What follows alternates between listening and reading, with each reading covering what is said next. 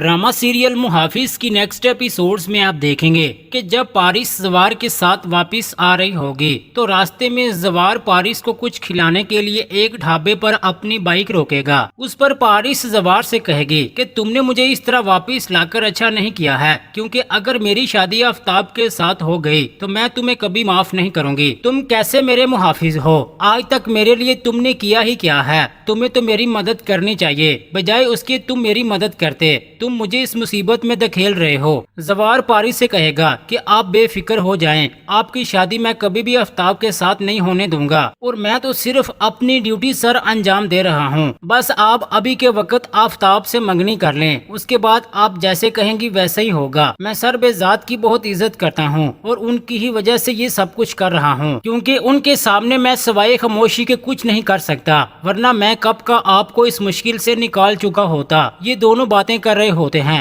इसी दौरान वहाँ पर आफ्ताब के आदमी आ जाते हैं, वो इन दोनों को डराकर घर वापस ले जाएंगे। दूसरी तरफ उधर बेजात पारिस की वजह से काफी परेशान हो रहा होगा। फिर आफ्ताब के आदमी उसको कॉल करके बताएंगे कि हमने पारिस और जवार दोनों को पकड़ लिया है, वो दोनों मिल गए हैं और पारिस जवार के साथ ही थी। उस पर आफ्ताब सोचेगा कि मुझे पूरा शक था कि उसी नमक हराम नौकर ने ही पारिस को गायब किया होगा। इतने में पारिस और जवार वहाँ आ जाते हैं। आफ्ताब बिना कुछ सोचे ही जवार को थप्पड़ मार देगा और उससे कहेगा कि तुम्हारी हिम्मत कैसे हुई पारिस को यहाँ से गायब करने की। जवार थप्पड़ खाने के बाद गुस्से में आकर वो आफ्ताब को भी थप्पड़ लगा देगा और उसे कहेगा कि ये जो कुछ भी हुआ है इस सब के जिम्मेदार सिर्फ तुम ही हो, क्योंकि अगर तुम इस तरह जबरदस्ती पारिस के साथ शादी करने की जिद ना करते तो वो कभी भी घर छोड़कर यहाँ से ना जाती। आफ्ताब वहाँ से घर वापस चला जाएगा, मगर बेजात जवार का ऐसा रवैया देखकर हैरान परेशान हो जाएगा। बेजात जवार से पूछेगा कि तुमने आफ्ताब के साथ ऐसा क्यों किया है? उस पर जवार कहेगा कि मैं तो बस पारिस को ढूंढकर घर वापस ला रहा था, मगर आफ्ताब ने मुझ पर अपने गुंडे छोड़ दिए थे,